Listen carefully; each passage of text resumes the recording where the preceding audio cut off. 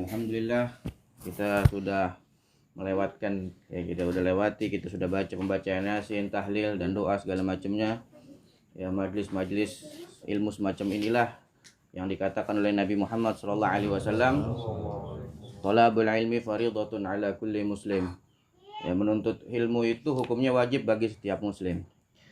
Itu dikatakan bahwasanya oleh para ulama, mereka berkata bahwasanya ketika Nabi Muhammad SAW beliau menyebutkan thalabul ilmi faridatun ala kulli muslimin, itu ada dua hal yang tersimpan dalam hadis tersebut. Ada dua perkara yang tersimpan dalam hadis tersebut. Yang pertama adalah kewajiban kita untuk menuntut ilmu. Yang kedua adalah keharaman diri kita untuk menjadi orang yang bodoh. Ya, jadi kita sebagai orang muslim, sebagai orang mukmin yang beriman kepada Nabi Muhammad, beriman kepada Allah Ta'ala, menyembah Allah Subhanahu Wa Ta'ala, selain kewajiban kita untuk menuntut ilmu, maka kita diharamkan oleh Nabi Muhammad untuk menjadi orang bodoh.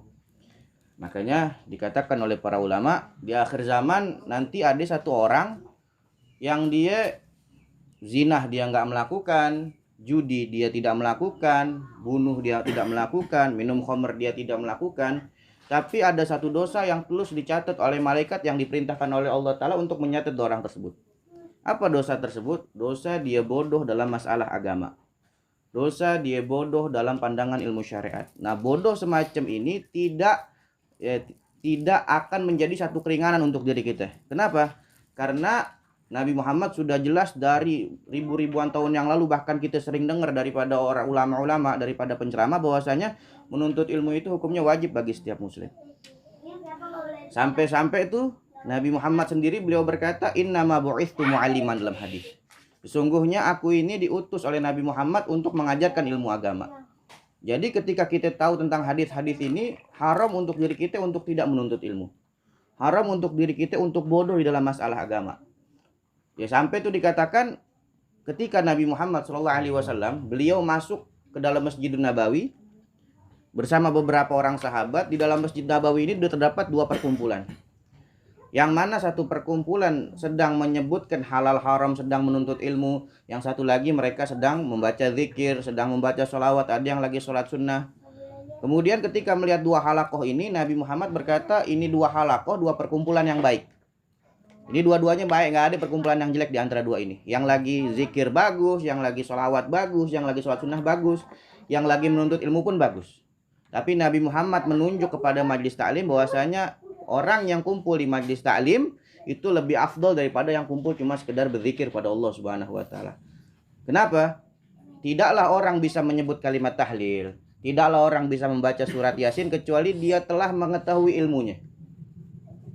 Dia telah mengetahui huruf hijaiyah, dia tahu huruf-huruf dalam Al-Quran, dia tahu bacaan tahlil, dia tahu bacaan dalam Yasin, dia tahu bacaan sholawat, semuanya begitu. Jadi para ulama mereka bisa mengarang tahlil, mereka bisa mengarang wirid, mereka bisa mengarang zikir, semuanya butuh kepada ilmu. Makanya satu kemuliaan bagi diri kita kumpul di majlis ilmu seperti sekarang. Kemuliaan bagi diri kita bisa menuntut ilmu. Dan menuntut ilmu itu tidak ada batasan waktunya. Kata Nabi Muhammad SAW, utlubul ilma minal mahdi ilal lahdi. Kata Nabi Muhammad, carilah kalian ilmu dari mulai kalian lahir sampai nanti kalian masuk dalam liang lahat. Ya, tidak ada batasan untuk menuntut ilmu. Jangan kita merasa ya diri kita udah ilmu gue udah cukup untuk melaksanakan kewajiban. Terkadang kita wudhu ngelihat orang lain wudhunya orang itu sendiri nggak sah, kita ikutin, kita juga nggak sah. Makanya sampai itu dikatakan tidak akan sah seseorang melaksanakan kewajiban apapun kecuali dia telah mengetahui ilmunya. Seperti sholat, kita harus tahu juga ilmu tentang sholat itu bagaimana, apa yang membatalkan sholat, apa aja syarat sah sholat, kita harus tahu hal itu semua. Makanya kita patut bersyukur kepada Allah Subhanahu Wa Ta'ala, kita patut untuk berterima kasih kepada Allah Ta'ala, kita masih diberikan hidayah untuk istiqomah hadir dalam majlis ta'lim seperti ini, untuk bisa menuntut ilmu seperti sekarang ini. Kenapa? Karena mungkin tempat inilah ya tempat-tempat ya seperti rumah begini, rumah yang di dalam rumah itu dibuat perkumpulan baik semacam ini rumah akan bersaksi di hadapan Allah bahwasanya dia pernah dipakai untuk kebaikan dan disebutkan nama-nama yang hadir dalam majlis semacam ini. Ya, jadi satu keberuntungan buat kita, satu kebaikan buat kita bisa hadir tempat ini untuk istiqomah menuntut ilmunya Allah Subhanahu wa taala, untuk mengambil warisan Nabi Muhammad sallallahu alaihi wasallam. Karena dikatakan dalam hadis, innamal anbiya la yuwarithu dirhaman wala dinaron. Sesungguhnya para nabi tidak mewariskan dinar dan dirham. Nabi tidak ada yang mewariskan harta. Nabi tidak ada yang mewariskan dinar. Nabi tidak ada yang mewariskan dirham. Tapi para nabi yang diwariskan, termasuk warisannya Nabi Muhammad, adalah ilmu, adalah akhlak, adalah amal, adalah sifat terpuji, adalah sifat yang baik. Itu semua daripada warisan-warisan Nabi Muhammad SAW. Maka beruntung bagi diri kita yang hadir di majlis seperti ini, karena kita bisa mengambil warisannya Nabi Muhammad SAW. Dulu Sayyidina Abu Hurairah, satu saat beliau masuk ke pasar. Ketika Sayyidina Abu Hurairah melihat orang di pasar ini rame, Sayyidina Abu Hurairah teriak-teriak di pasar. Kata Sayyidina Abu Hurairah, sungguh rugi kalian, sungguh celaka kalian. Kalian semua di sini, ya, sementara di masjid warisan Nabi lagi dibagiin. Ya, Nabi Muhammad nih warisannya lagi dibagiin di masjid. Kemudian orang heran, nanya lagi sama Abu Hurairah, ya Abu Hurairah, apakah engkau jujur? Apakah engkau benar bahwasanya warisan Nabi Muhammad lagi dibagikan di masjid? Kata Abu Hurairah, iya, Nabi Muhammad warisan lagi dibagiin di masjid. Akhirnya semua orang pasar ngedengar Nabi Muhammad lagi bagi warisan, itu orang semuanya berjalan ke masjid. Mereka pikir warisan Nabi Muhammad harta. Mereka pikir warisan Nabi Muhammad uang. Mereka pikir warisan Nabi Muhammad emas, berlian.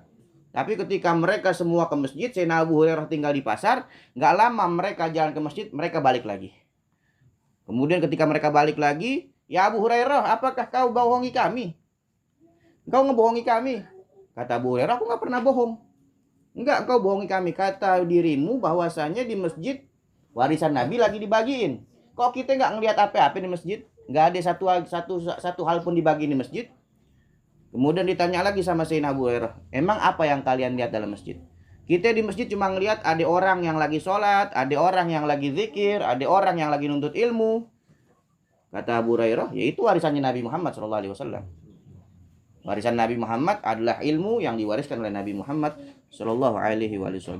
Makanya ya, yang hadir di majlis ilmu seperti ini, dan setiap majlis ilmu yang kita diberikan taufik hidayah buat hadir, yang pertama kali kita lakukan adalah kita bersyukur pada Allah Subhanahu wa taala kita bisa mengambil warisan Nabi Muhammad sallallahu alaihi wasallam. Mudah-mudahan Allah taala istiqomahkan kita untuk hadir di majlis ilmu. Allah taala istiqomahkan kita untuk duduk di majlis ilmu. Allah taala istiqomahkan kita untuk selalu menjadi orang yang bisa mengambil warisannya Nabi Muhammad sallallahu alaihi wasallam. Rabbi fanfa'na bi barakatihim wahdinal husna bi hurmatihim wa amitna fi tariqatihim wa mu'afati minal fitani. Subhanakallahumma wa bihamdika asyhadu an la ilaha illa anta astaghfiruka wa atubu ilaik. Wa sallallahu ala sayyidina Muhammadin nabiyil ummi wa ala alihi wa baraka wa sallam. Wa akhiru da'wana wa da'awna alhamdulillahi rabbil alamin.